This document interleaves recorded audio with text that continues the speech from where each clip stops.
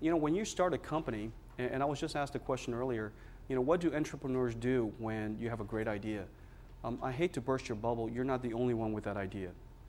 It is very likely that if it's a great idea, a lot of people have that same idea.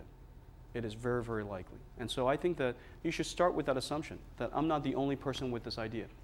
And in fact, when NVIDIA first started as a company, we were the first consumer 3D graphics company started in the world, and we started the company in Silicon Valley.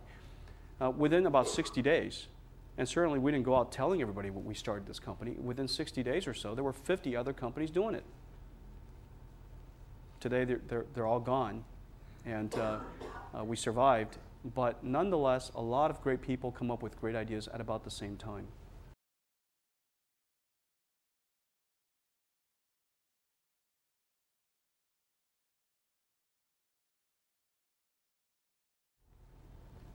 And the last thing that I learned is that the IPO is in fact not guaranteed.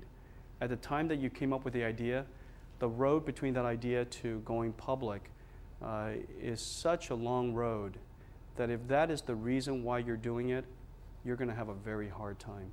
And for a lot of people that start companies, or even companies that go public and then subsequently went out of business, if that is the purpose for you doing it, I think that you're going to find that you're going to be heartbroken many times along the way. And you're going to break the hearts of a lot of people who have trusted you and break the hearts of a lot of people who have followed you. So you have to do it for the right reason. Now, I'm not sure what everybody's right reasons are, but certainly my right reason, the reason for me, and I think the reason for our company, has been to build a company that is sustainable, build a company that is influential, build a company that is respected. And ultimately, for us, what it was all about was building a company that made a difference. And so, for us, that was our reason, and that was our reason that's good enough any day. Whether you're about to go out of business, that's a great reason. Whether you're on top of the world and your stock is trading at whatever it is, that's a great reason. Or the next day when the investors decide that they no longer like your company, although nothing fundamentally changed, that's also a great reason. So you need to find yourself a reason that can survive the swings in the economy, the swings in the stock market, and the swings in competition. And so that's my last slide.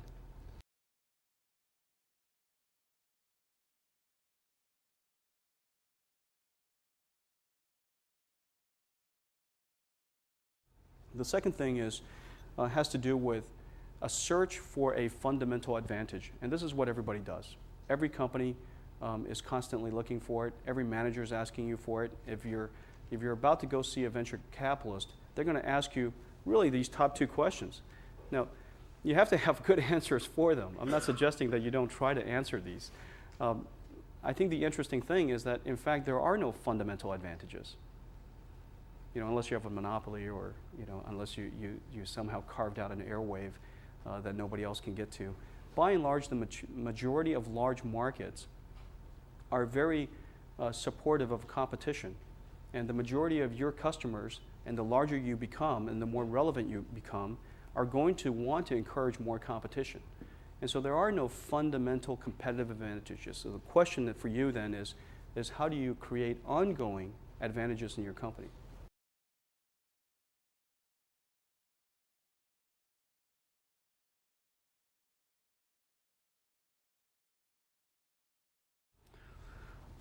Execution certainly matters a great deal. And I think that within your question is in fact the fact that having simpler ideas that you can execute perfectly is sometimes better than having a grandiose idea that your company can't execute on. Okay, and so when you get large as a company and when you're trying to do complicated things, in fact, it is most prudent to keep it simple. Many ideas surface, and a lot of people say, Jensen, why didn't you guys do this? Why didn't you do this? Or our engineers asking, why didn't we put this feature in? We could have done all that. I mean, it wasn't because we didn't have the ability to have the idea. You have to decide as a company, you have to decide as a engineering team or as an innovator to say, you know what, I don't need to change the world overnight. I'm going to change the world over the next 50 years. I don't need to build a killer product overnight. I just need to build a winning product. And the goal of winning is so that you can play again. It's just like pinball. Okay? If you could just play well enough to get another game, you could be there for a long time. Most companies just need to realize that, in fact, this is a long road and that you can't build that perfect product. So once you do that, then you keep the project's scope confined. You keep the project now simple. You have a long-term vision, but your product definition is rather simple. You execute flawlessly on that because your people now can execute on flawlessly on a simple plan, and you come back and do it again. And so I think that certainly is embedded in your question. Now, in terms of what got us to be here, whereas in our industry, certainly in Silicon Valley, the discussion about the early days of 3D graphics and the intense amount of competition in this industry, and yet NVIDIA survived through it all. There's been quite a bit of lore about that and quite a bit of written about that. I would say that our company wanted it more than everybody else. I do believe that as a company and as an entrepreneur, you have to want to succeed more than your competitors want you not to. And that is it's hard to teach. Somebody said recently that I'm the most tenacious CEO they've ever seen. I'm not exactly sure whether that's a compliment or not, but I'm certainly very, very, my will to survive exceeds almost everybody else's will to kill me. And so I think that's probably appropriate.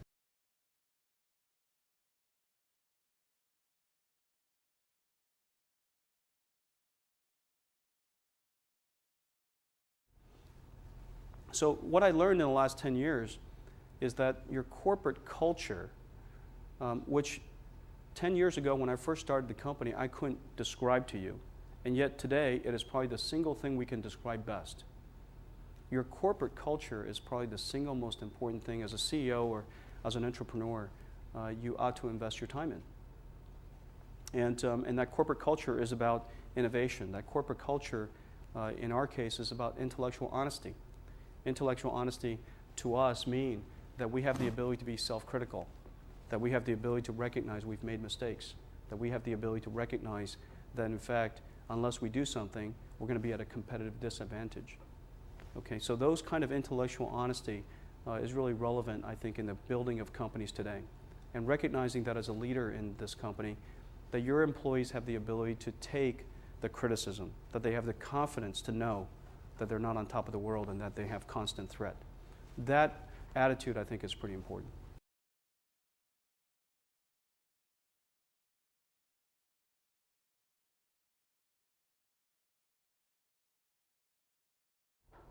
The third thing is, you think you've got great engineers? Everybody's got great engineers. You know, Stanford University pumps out a great deal of very high caliber engineers, but so does MIT, and so does Carnegie Mellon, and so does USC. Many, many universities pump out great engineers. And today, the great engineers all have great tools. And it's very likely they all have pretty good funding. And so the challenge then is, now your idea is not unique. You also haven't discovered some kind of a fundamental secret sauce. And you know that your team, although extraordinary, and you're really proud of them, is by and large no better than anybody else's team. This is really just like football in the final analysis. We have a salary cap too. Everybody's got a salary cap. Everybody's got the same number of it. You know, how many engineers does it take to build a chip? And can you add 10,000 engineers to build a single chip? So it's along the lines of how many what is the phrase of saying, you know, you can't deliver a baby in a month with 9 women. I mean, I think the same thing applies with engineering. Okay, at some level, having 10 times more engineers is not helpful. And so what that really says is, you know, in the 10 years that I've been at NVIDIA, there's not been a single thing that I can currently put my finger on that can tell you is the sustainable idea since our beginning. Not one. Every single good idea we invented last 30 days. And there's a phrase that many of our employees are delighted to tell you, and if there are any investors out in the world, I'm saying this in jest. I don't actually mean it in reality, but our employees will say, Jensen's always telling us we're 30 days from going out of business. We have $1 billion in the bank today. We're not really going to go out of business in 30 days. And if there are any employees, don't flee for the door. But the fact of the matter is, the idea, the notion that you have to reinvent yourself every 30 days is a very important one. The idea that the world changes so rapidly, so whatever techniques and whatever advantages or whatever technology you had or whatever strategies you had are really, in fact, going to be obsolete 30 days from now. And so you have to stay on your toes. You have to innovate constantly. And you have to assume that you're going out of business every 30 days.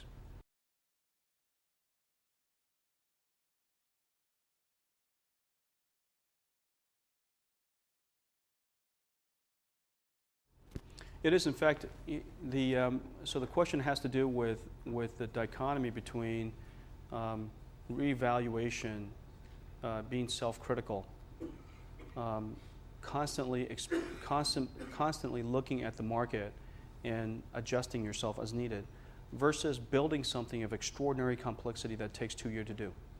Okay? In order to build anything meaningful, you have to be committed to it. 2 years ago, when we started building GeForce Effects, the idea of building GeForce Effects was completely, utterly nonsense. Nobody asked us to build it. Not a single customer said they wanted it.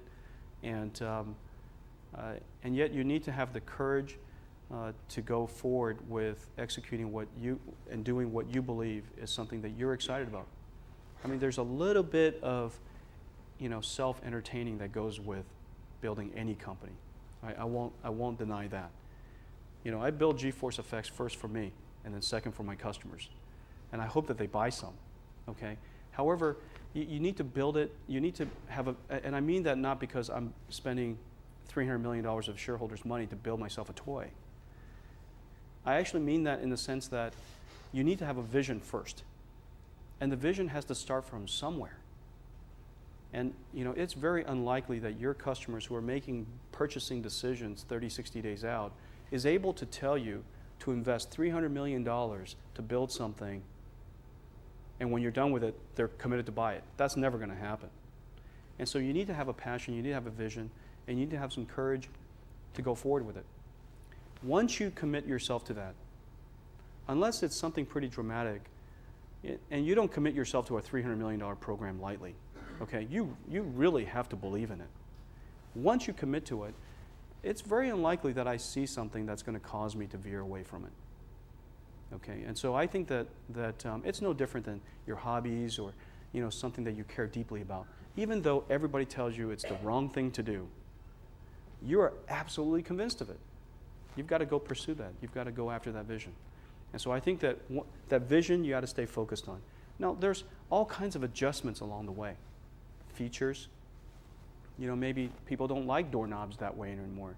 Maybe people rather have two-seaters instead of four-seaters. You got to make those kind of adjustments.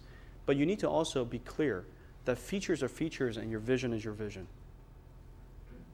Okay? That features is not something you get religious about. Features is not something you get so wrapped up around that you can't possibly let go of a screw or the color of the color of the package or whatever it happens to be, So you just have to make sure that you distinguish that. And then, you balance that as you go.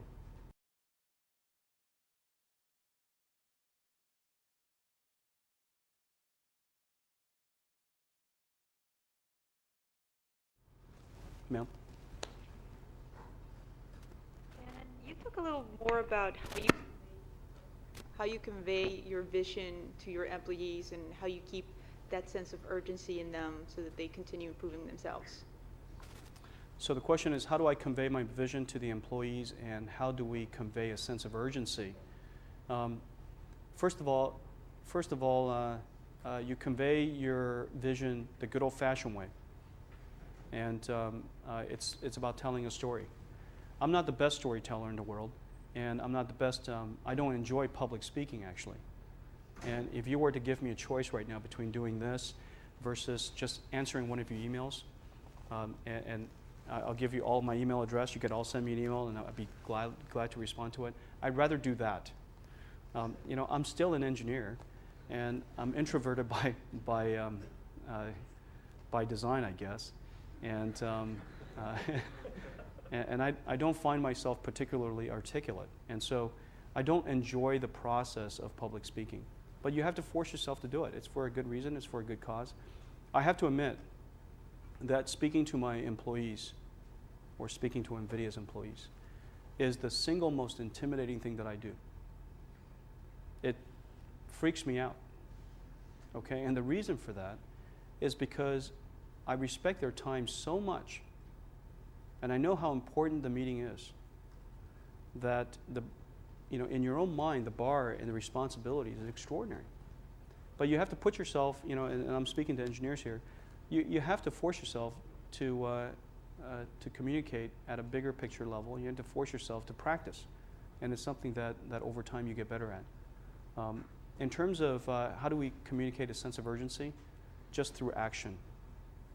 They have to see that when I make decisions, or when I do something, or when something is near my field of influence, my scope of influence, that I do it with a sense of urgency. And it's amazing what that does. People simply pick up those habits from you. If your CEO works hard, you'll work hard. If your CEO cares, you'll care. If your CEO loves this company, you'll love this company. If your CEO is passionate about the work that we do, you'll be passionate about the work that we do. If your CEO does everything with an extraordinary sense of purpose and intensity and sense of urgency, you will too. It's amazing what happens when you're a leader of anything, whether you're a leader of a project team or, right? I mean, as I say that, you could almost, everybody just, yeah, I get it. Leader of a project team or a leader of a lab team. The behavior and the values and the habits of that leader has an amazing way of rubbing off on everybody else.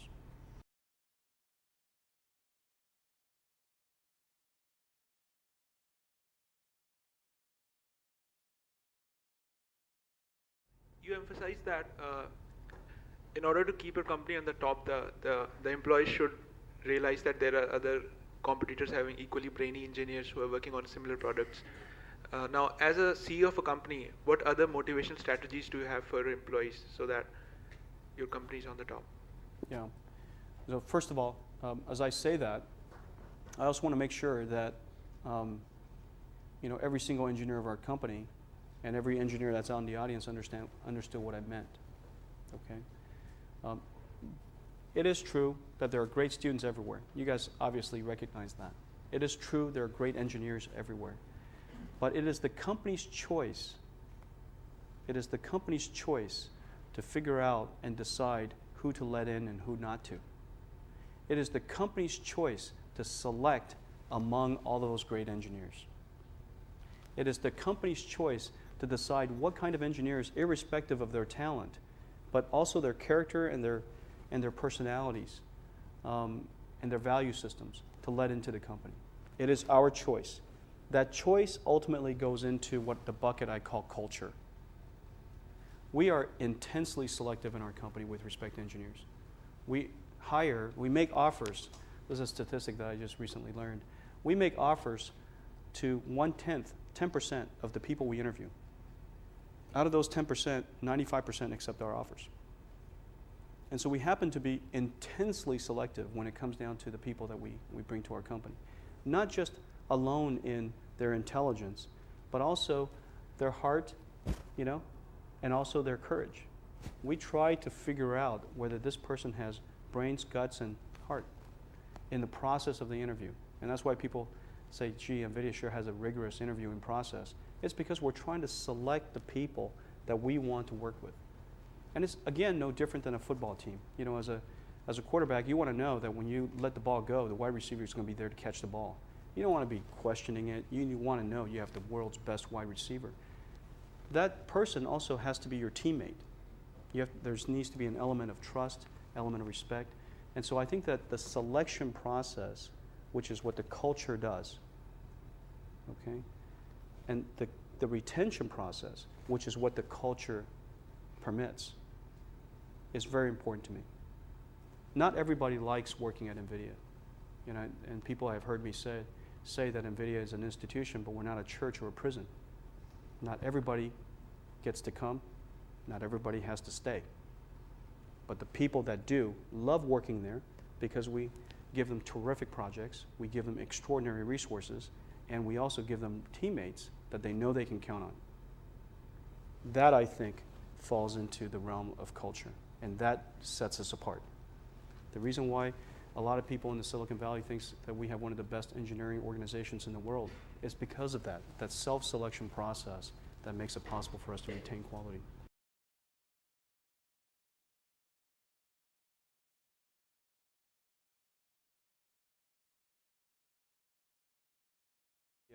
The first question is, how do I spend my time? I try to spend my time as much as I can on the things that I believe will have long-lasting influence on our company. And you know, as a CEO, your time is not always yours, and so you need to have the discipline to make it yours. I'll often come into the office and tell my admin to clear my calendars just so that I can have that time back. You know, oftentimes you also come to the conclusion that as a CEO, not sleeping is a good choice. That's always a good option. It creates more time when you don't sleep. And so your training from school is, I think, very helpful here.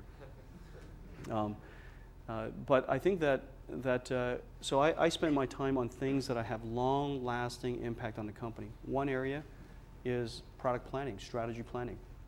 It also happens to be an area that I enjoy a great deal. I enjoy talking to customers.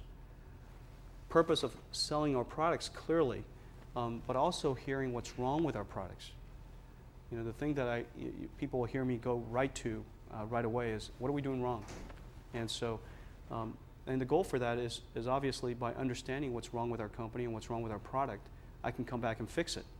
And those are rather engineering behavior. The perpetual desire to fix things is a bit of an engineer's habit, okay? And so I think that's a fine thing to do. Your company is constantly, you know, a fixer-upper, if you will. And so I think that's a good habit to have.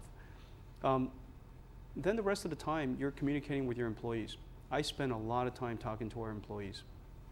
People are surprised how much time I spend eating in the cafeteria, you know, whether it's lunch or dinner. People are surprised that how much I spend in meetings of all kinds with all the employees. And the reason for that ultimately is I need to come back to my number one job function and what I believe is the most important responsibility I have, which is to be the custodian of the culture. And if you want to be the custodian of the culture, you can't do it through CNN. You can't do it by Forbes magazine articles. You have to do it 1% at a time, unfortunately, or you know, large crowds at a time. And so I spend my time that way. In terms of competition, some of the competition is rather obvious, but I think the most challenging thing about any company, any large company, is we don't know what we don't know. That is, in fact, the most troubling of all. In terms of the obvious competitors, Intel is a competitor of ours, Sony is a competitor of ours, ATI in Canada is a competitor of ours. We have competition from all over the world still. In the market footprint that we have, it's approximately a $10 billion market, and my sense is that we, you know, have about 20–25% of that market. And so, what we need to figure out a way to do simultaneously, as the irony has it, you want to simultaneously discover a larger market footprint, therefore reducing your market share, while increasing your market share. And so that constant discovery of expanding your market footprint while capturing market share through competitive products is a 24-hour job, and it's fun. So that answer. And in terms of what I don't know, my odds are, if I were to place a bet, the company that will hurt us are likely the people that are still in school today, and they're the ideas that haven't been discovered, or a change in fad, or a change in fashion, or a change in the way people do things around the world. The day that people no longer care about computers is a pretty desperate day for us. The day that nobody care about interactivity is a real problem for us. The day that everybody just wants to talk on their cell phone and chat on instant messaging, well, that's a pretty desperate day for all of us, but it would be a pretty desperate day for me too.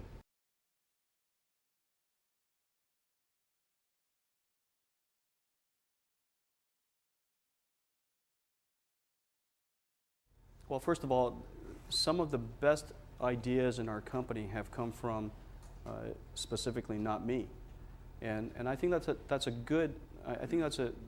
a particularly important answer, I think, because we're the CEO. These are future CEOs of companies. You're not supposed to be the only person that come up with ideas, and that's why I think that it's important you focus on building a great culture that is able to reward. In our case, reward mistakes. The majority of our great ideas came out of mistakes. The majority of our great ideas came out of adversity. And so I think that you want to create an environment where anybody can have a good idea. You want to create an environment where even my ideas, the CEO's idea, is a bad idea. And I think that you want to create an environment that is able to see adversity as an opportunity instead of as a life-threatening event. And I think if you could figure out a way to do that and encourage people to take calculated risks, and often, when you take calculated risks often, you will create mistakes often. And when you see those mistakes as an opportunity, you will get a lot of ideas often. I think that's just the bottom line.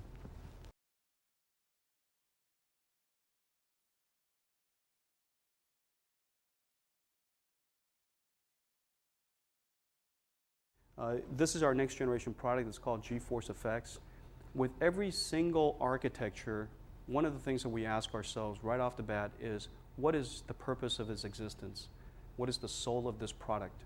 I think that that's one of the things that we've done really, really terrifically in our company, because most of our products have brand names, and most of these brand names are so sought after and so worldwide recognized that we've really given our products, these semiconductor devices, a personality.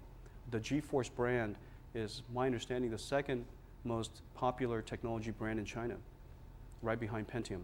And so I think the personality of our products really stand out as a result of us really searching for what is the soul of the product.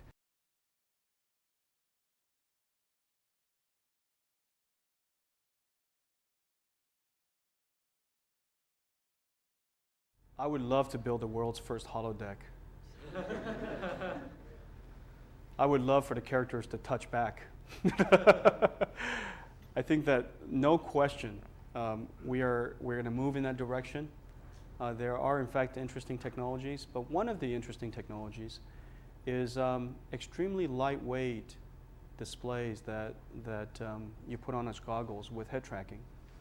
And so all of a sudden, you are immersed in a 3D environment, not by moving joysticks or the mouse or keyboards or whatever it is, just by looking around. That has, in fact, quite an amazing ability to suspend you in disbelief. The technology exists today is rather expensive. The lightweight ones with high resolution is extremely expensive, but it does exist today. Head tracking technology, the latency is coming down to a level where it's almost unnoticeable. There's no question that this type of technology will be available in the future. The question is what's beyond that. I'll tell you that I don't know, but I'm certain that as I get closer, I'll discover it.